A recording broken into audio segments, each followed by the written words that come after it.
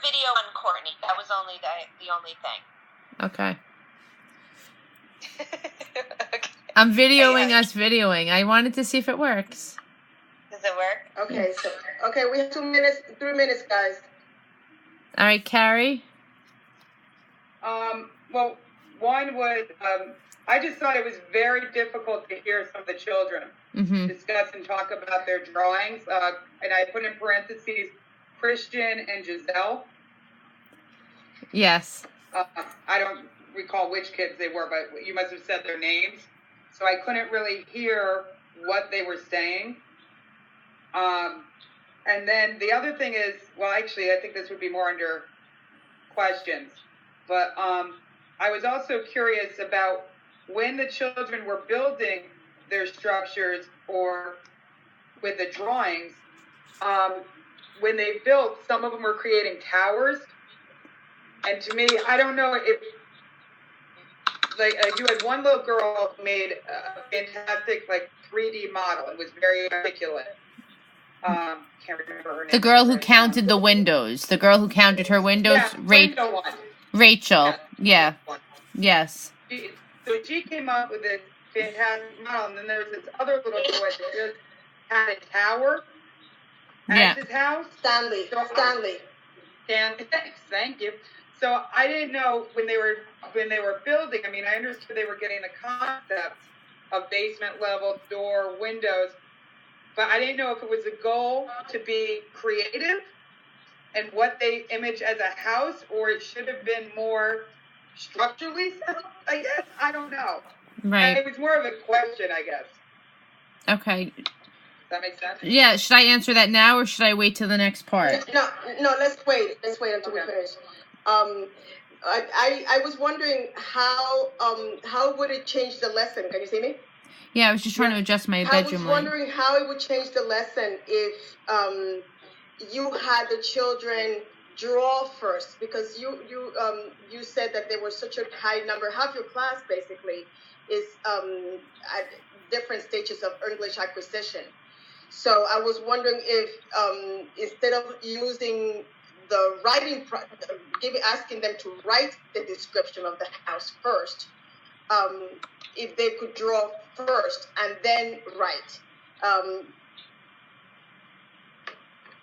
Well, they did draw, didn't they? Yeah. Did they draw first, or did I see the description of the house first? First, they wrote about their house. Then they drew their house. The house. So first they wrote, and then they drew. So you're saying I should have had them draw first to almost get the visual out?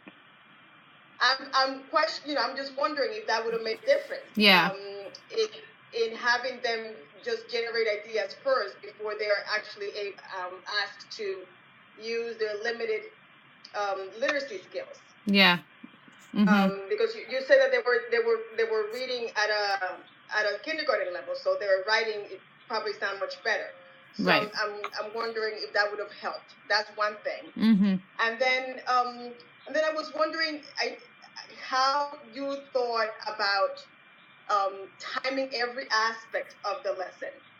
And I was just curious as to what prompted you to time every aspect and not just certain aspects of it, and if your classroom runs so efficiently like that, because the children can seem to be overly angst about the timing aspect of it, but you seem to be very much locked into time slots for every single part of the lesson. So I'm curious about that. And I'm also I was also curious about the I had in the warm feedback I said that that I was admiring your ability to be so not distant, but like objective about their comments, about the comments that you gave the children and their performance.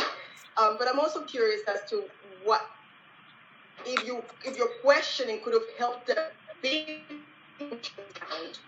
So I was questioning about that. Okay. That's it. Done. Wait, I can add. I'm sorry. I'm also putting in chocolate chip cookies for my son.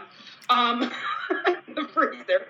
The other thing, is this with a questions to ponder too? Sure, let's throw in there. We're in there. Well, I just had one thing. I would have wondered if it would have helped to have, you kind of sort of hit on this a little bit, more language, like almost a language chart for those kids. Yeah. When they were describing. Yeah. It was just, I said, it would be nice as a possibility if you ever thought, but we never anyway. So some of the students could have used like the adjectives or describing words to scaffold some of their vocabulary for the limited kids. Those are, yeah. I feel like this is a lot of good ideas. So I just want to, so Marcia, regarding the timing, I never actually do any sort of timing in my classroom. I just thought that the kids were going to get totally carried away with like the idea of drawing their house. Yes. And the idea of like playing with the marshmallows, that I didn't want them to lose focus of the task. So I actually just gave it a try because I just kind of wanted to keep them focused. And I knew that I didn't buy like 10,000 marshmallows. I wanted to give them just time to like not play around and lose focus. My goal was for them to like figure out how to create layers and how to create 3-dimensional pictures, which models, which was obviously, in my opinion, I feel like the lesson failed in that way because I like Carrie's idea about like the word bank. Had I probably used a word bank, it might have been able to help keep them focused because I could have said, where's your basement? And can you show me evidence of your first floor? So I think, in terms of like the things that you're wondering, those are also suggestions that I think would have definitely made the lesson more successful. And it was my first time actually giving the kids like these things to play with, to build. So it was almost, I felt almost uneasy with no control because I didn't know what the outcome was going to be. I really thought that they were going to create these 3-dimensional figures, and it was like they were all laying flat on the desk. Except for Rachel. But Rachel, again, like, was misplaced in my class. She's a very, very, very bright girl. And so why didn't I question while they were building? Because I just wanted them to explore. I didn't want them to feel like they were being judged. I felt like I wanted them to recreate what they visioned their houses to be. And if they can verbalize and tell me what the elements of the house was in their model, then I feel like then it was their level of success. Makes sense. What was great, adding a little bit sidebar, was that you used the different size marshmallows. And I'll be honest, I don't think I would have thought of that. Mm-hmm. The small and the large. That gave a lot of creativity. Yeah. And then, oh, sorry. No, I was just going to go back to tell you. Guys, I don't have good news. The video just stopped. That's all right. We have evidence. You know what? I'm videoing. Look, I'm doing some videoing too. Okay, because mine just stopped. No, I'm okay. We're okay. I'm doing a little videoing. I wanted to see if this worked. Okay, No, I was just curious on the sidebar too. And I know I'm going off topic, but the kids are homogeneously grouped by class based on ability? Yeah. How? Interesting. How do they get away with that? Very interesting. There's like a very high level class of like upper middle to like high learners, and then I have like the low to medium low learners in my classroom. So just out of curiosity and something I'd bring up to my principal as a sidebar, what models do you have? For the children to learn from each other? Yeah. They have the mediums. But that's not Right. a wonderful model. Okay, Mrs. Close, this is another question for another day. All right, sorry. But I did make you guys, I printed extra charts for everybody as a sidebar with all the pictures because I thought it was so visually cute for everybody. The Inquirer. So what you did like, Carrie, I actually made copies for you. Awesome. I like that very much. You have it on your computer? No, I got it off of a website. Oh, okay, because if you can email it, then I can print it as a poster at work. Oh, Okay, I'll see if I can figure that out. If not, I could Don't go crazy because I can scan the one you're giving. Okay. Don't go crazy. That was cute. Yeah, it was great.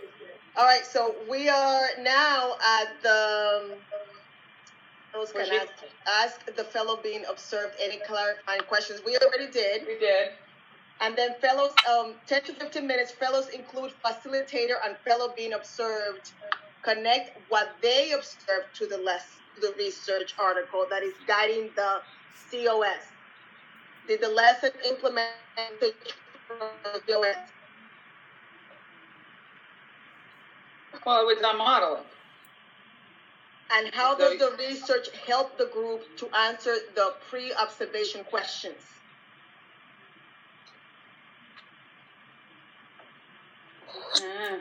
Yeah, I didn't think about that.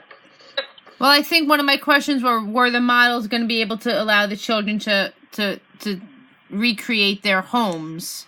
And I don't think their models recreated their homes, but I think when they were explaining what they saw through their models, they were able to talk about their home.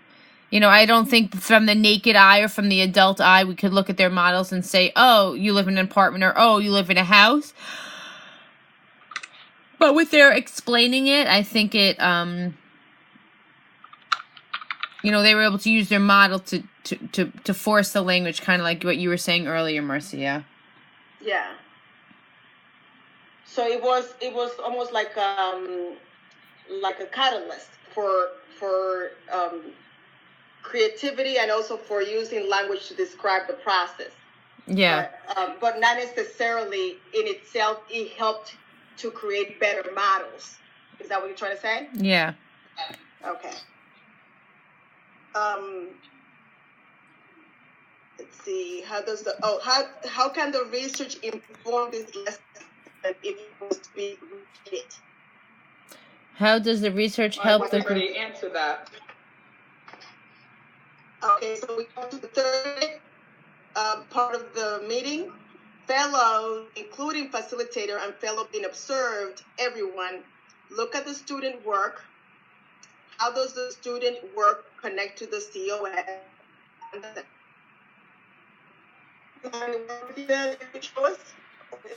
So I have to looked at the lesson. I think from the models, not from the writing. I was curious as to how they were able to describe their home